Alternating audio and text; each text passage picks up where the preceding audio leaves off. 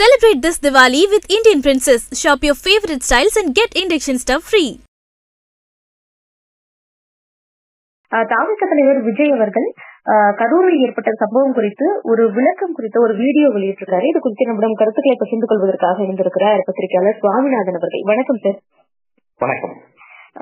விஜய் அவர்கள் கரூரில் நடந்த சம்பவம் குறித்து பல கேள்விகள் விமர்சனங்கள்லாம் முன்வைக்கப்பட்டது. கரூர்லயே அவர் ஏன் இல்ல, அதுக்கு பிறகாக ட்விட்டர்ல பதிவு போட்டதும் லேட்டா போட்டாரு, ஏன் ஒரு வீடியோ கூட வெளியிட முடியலையா அப்படிங்கிற பல விமர்சனங்கள் முன்வைக்கப்பட்டது. இப்போ ஒரு விளக்க வீடியோ அப்படிங்கறது வெளியிட்டு இருக்காரு. இது எப்படி பாக்குறீங்க சார் நீங்க? நிச்சயமா இதுல நான் இரண்டு கூறுகளா பாக்குறேன். ஒன்று, அவருடைய தொண்டர்களுக்கு ஆறுதல் தர விதமான சில செய்திகளும் அதுக்குள்ள இருக்கு. இன்னொன்று, அது மிக ஆபத்தான ஒரு விஷயமும் அதற்குள்ள இருக்கு. என்னன்னா, முதல்ல வழி நிறைய எனக்கு வழி இருக்கு, மனம் நிறைய வழி இருக்கு அப்படின்னு சொல்ற இடமா இருக்கலாம். அன்பு பாசத்தால மக்கள் திரண்டு வரீங்க, நான் ஏன் அங்க இருக்க முடியல கரூர்ல, நான் இருந்தா இன்னுமே ஏதாவது பதட்டமான சூழல் வந்துடலாங்கிற வரைக்கும் அந்த இடம் வரைக்கும் ஓகே. அது ஒரு தலைவனாக அவர் அந்த இடத்த ஒரு விளக்கம் சொல்றாரு. அதுவரையும் நம்மால் ஏற்றுக்கொள்ள முடியும். ஆனா அதற்கு பின்பு அதை அவர் ஒரு அரசியல் மயமாக்குறார். அது இந்த ஒரு மரணங்கள் நிகழ்ந்திருக்கக்கூடிய இந்த நேரத்துல அதற்குள்ள ஒரு அரசியல் பாதையில விஜயும் போறாரு அப்படிங்கிறது, ஒரு சாமானிய அரசியல்வாதிகள்ல விஜயும் ஒருவரா கலந்துகிட்டாரு அப்படின்னு தான் எனக்கு தோன்றுகிறது. ஏன்னா நீங்க பாக்கலாம், கரூர்ல மட்டும் ஏன் நடக்குது அப்படிங்கக்கூடிய ஒரு வினாவை எழுப்புறாரு. இன்னொரு பக்கம் இவங்களேதான் நீதிமன்றத்தை நாடி இருக்காங்க, சிபிஐ விசாரணை போடுறாங்க. அப்ப அதற்காக காத்திருக்கணும்ல, ஒரு நீண்ட இடைவெளி இருக்கு, இன்னுமே அது வழக்கு போகுது.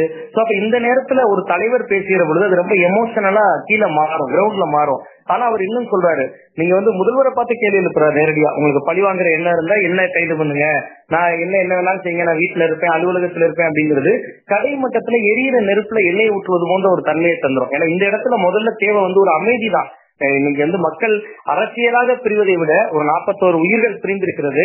அந்த நேரத்துல இவர் ஒரு அரசியல் மயமாக்குவதற்கு விஜயம் முயற்சி பண்றாரோ அப்படிங்கிற ஒரு சந்தேகம் எனக்குள்ள எழுகுது. ஏன்னா இன்னைக்கு திமுக அரசியலாக கையாண்டாங்க. நிச்சயமா அந்த இறப்புக்கு உடனடியாக போறாங்க. செந்தில் பாலாஜி களத்துக்கு போறாரு, அங்க அன்பில் மகேஷ் போன்றவர்கள் போறாங்க, அமைச்சர்கள். இதே வேகத்தை அவர்கள் கள்ளக்குறிச்சியில காட்டல, அதுல ஒரு விமர்சனம் இருக்கு. ஆனா இந்த இடத்தில் விஜயம் பதிலுக்கு அரசியல் தான் பண்றாரு. ஏற்கனவே தமிழக வெற்றி கழகம் ஒரு விஷயத்த போக்கஸ் பண்ணிட்டே இருக்காங்க. தமிழ்நாட்டுல வர்ற தேர்தல்ல டிஎம்கே வெர்சஸ் டிவிகே தான் அப்படின்னு சொல்லிக்கிட்டே இருக்காங்க. அதற்கான களத்தை விஜய் இதற்கும் பயன்படுத்துறாரோ அப்படிங்கிற ஒரு சந்தேகம் தான் வருது. ஏன்னா அவருக்கு உயிரிழப்பினுடைய வழியை தாண்டி திமுக எதிர்ப்பு இந்த இடத்துல கூர்மைப்படுத்துறாரு. நீங்க இந்த இடத்துல தொண்டர்கள், அவருடைய தொண்டர்கள் பெரிய இழப்பு ஏற்பட்டிருக்கிறது, அந்த வழியோட தான் நிறுத்தணும். அந்த வார்த்தைகள் நான் வர முடியல, காரணம் இது என்பதோடு நின்றுக்கலாம். இந்த இடத்துல ஒரு திமுகவை சீன்றாருல, திரும்பி என்ன தொட்டு பாருங்க என்கிற ஒரு சினிமா பாணியான ஒரு விஷயம் அதற்குள்ள வர்றதே இது அவருடைய தொண்டர்கள் கிட்ட ஏற்கனவே ஒரு பெரிய மனத்தாங்கல் இருக்கும். நீங்க என்னதான் அதுல உண்மை என்ன என்பதை கடந்து அந்த கட்சியுடைய தொண்டர்களாக இருக்கிறவங்க திமுக மீது ஒரு மன வருத்தத்துல இருக்காங்க. ஏன்னா இவர்களே இப்படி சொல்லிட்டு இருக்கிற நேரத்துல அதை தலைவரும் உறுதி செய்கிறாரு. என்ன பழி வாங்கணும்னு நினைச்சீங்கன்னா என்ன பண்ணுங்க அப்படிங்கும் போது இது தேவையில்லாம கிரவுண்ட்ல ஒரு வெறுப்பு மனோபாவத்தை உருவாக்கும். விஜய் இந்த வாரத்தை தவிர்த்திருக்கலாம் அப்படிங்கிறது என்னோட பார்வையா இருக்கு. ஓகே, அதாவது இப்பவே அரசாங்கம் மேல பின்னாடி சதித்திட்டம் இருக்கு அப்படின்னு சொல்லக்கூடிய தொண்டர்களையும் ரசிகர்களையும் மேலும் கோபத்தை தூண்டக்கூடிய அளவுக்கான ஒரு பேச்சாக பாக்குறீங்க. ஆமா, நிச்சயமா. அதாவது அதுல ஒன்றில் அவர் ஒரு இரங்கல் துணியில நான் ஏன் இருக்க முடியல அப்படிங்கறதா அது தொடங்குது. அந்த உரையாடல், அந்த 3 நிமிட உரையாடல் நீங்க பாத்தீங்கன்னா தன்னுடைய வழி நிறைந்த வாசியா இருக்கு, இது வழி நிறைந்த தருணமா இருக்கு.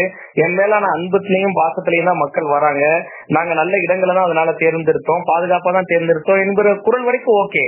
ஆனா அதற்கு பின்பாக அவர் அந்த திமுக தாக்குதல் என்கிற ஒரு நிலையை நோக்கி நகர்த்துறாருல, இது ஒரு இறப்பு நடந்த இடம்ல, கிட்டத்தட்ட 41 உயிர்கள் துள்ள துடிக்க உயிரிழந்திருக்காங்க.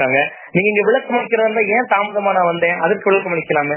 எஃப்ஐஆர்ல குறிப்பிட்டிருக்காங்கல்ல, கிட்டத்தட்ட 7 மணி நேரம் தாமதமாக வந்தாச்சு தமிழக வெற்றி கழகத்தினுடைய தலைவர் விஜய் அவருடைய பரப்புரை வாகனம் 7 மணி நேரம் தாமதமாக வந்துச்சு. அப்ப நீங்க எல்லாத்துக்கும் விளக்கம் அளிக்க தயார்னா அந்த விளக்கத்துல ஏன் தாமதமாக வந்தோம், தாமதமா வர்றது ஏன் நடக்குது, மக்களை ஏன் ஒரே இடத்துல கரூர்ல இந்த இடத்த நீங்க கொடுத்தாங்க, திமுக அரசு கொடுத்தாங்க, இல்ல இந்த இடம் எங்களுக்கு சரியா இல்ல, நாங்க நீதிமன்றத்துக்கு போகலான் இருந்தோம், அதுக்கு முட்டுக்கட்டை போட்டாங்க, ஏதாவது சொல்லலாமே.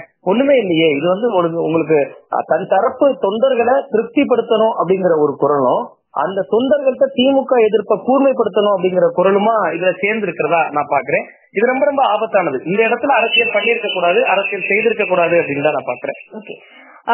தன்னுடைய தரப்பு சம்பந்தமான அவருக்கு வைக்கக்கூடிய விமர்சனத்துக்கு விளக்கம் கொடுக்கல அப்படிங்கிற விமர்சனங்கள் முன்வைக்கப்படுது. ஏன் இவ்வளவு டிலேவா வந்தீங்க, அதுக்கு ஏதாவது நீங்க அதுல ஒரு சொல்யூஷன் கொடுத்தீங்களா, இல்ல நான் இனிமே கூட்டத்துக்கு வரமாட்டேங்கிறதோ எதுவுமே இல்ல. ஆனா இன்னும் கொஞ்சம் தைரியமா இன்னும் தீவிரமா நம்ம அரசியல முன்னெடுப்போம் அப்படிங்கும்போது நீங்க செய்யற தவறுகளுக்கெல்லாம் என்ன பதில் அப்படிங்கிற கேள்வி இன்னும் அப்படியே நிக்குதே அப்படிங்கிற விமர்சனத்தையும் வைக்கிறாங்க தொடர்ந்து.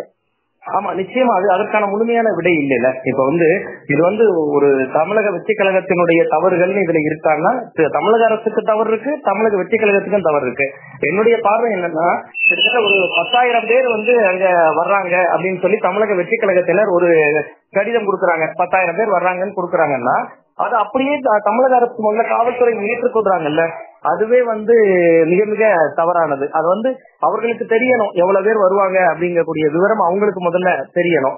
அதுவும் தெரியல. அதே நேரத்துல தமிழக வெற்றி கழகத்தை பொறுத்த வரைக்கும் 10,000 பேர் தான் வர்றாங்களா, 10,000 பேர் தான் வர்றாங்களா அப்படிங்கறது அவர்களுக்கு மதிப்பீடு செய்ய தெரியணும் எவ்வளவு பேர் வருவாங்க என்பது. அப்ப அது எதுக்குமே அவர் ஒரு விளக்கம் தரல, எந்த விளக்கத்தையும் அவர் முழுமையாக சொல்லல. சோ அப்ப இது ஒரு முழுமையற்ற ஒரு உரையாடலா தான் நான் விஜய் அவர்களுடைய உரையாடலை பாக்குறேன். ஏன்னா அங்க இருக்கக்கூடிய மக்களை ஏன் போய் பார்க்க முடியல அப்படிங்கறதுக்கான ரீசனா இதுதான் வந்துட்டேன்னு சொல்ல, திரும்ப போவாரா இல்ல அங்க இருக்கக்கூடிய மக்களுக்கான ஒரு நிலையோ, ஏன் அங்க ஏன் தொண்டர்கள் கூட போகல அப்படிங்கிற பல கேள்விகள் வைக்கப்படுது. ஆனா ஆக மொத்தம் அவருடைய பேச்சு முழுமை பெறாத ஒரு பேச்சாவும், இருக்கக்கூடிய தொண்டர்கள் மத்தியில் இன்னும் கொஞ்சம் கோபத்தையும் அதிர்ச்சியையும் ஏற்படுத்தக்கூடிய வகையில இன்னொரு ஆபத்தான ஒரு பேச்சா பாக்குறீங்க அப்படித்தானே சார்? ஆமா, நிச்சயமாக அப்படித்தான் இருக்கிறது. அதாவது அவர்கள் தொண்டர்களை உணர்ச்சி மயப்படுத்தக்கூடிய பேச்சா மட்டும்தான் இருக்காது. அவர்கள் உணர்ச்சி மயமா தான் இருப்பாங்க. இனிமேல் ஏன் தலைவர் வரல என்கிற கேள்வி அவர்களே கேட்க மாட்டாங்க, ஏன் கரூருக்கு வரலன்னு கேட்க மாட்டாங்க. திமுக எதிர்ப்புல அவர்கள் கூர்மையாவாங்க. அது எப்படியாக மாறிடும்னா, களத்துல ஏற்கனவே திமுக சாமிக்கான் அவர்கள் சொல்லிக் கொண்டு இருப்பதை அதை கிரவுண்ட்ல கொண்டு போய் சேர்க்கக்கூடிய சராசரி அரசியலா இது விஜய் அரசியல் மாறி இருக்கிறது. கருத்துக்களை பகிர்ந்து கொண்டமைக்கு நன்றி சார். நன்றி நன்றி madam. Subscribe to One India and never miss an update.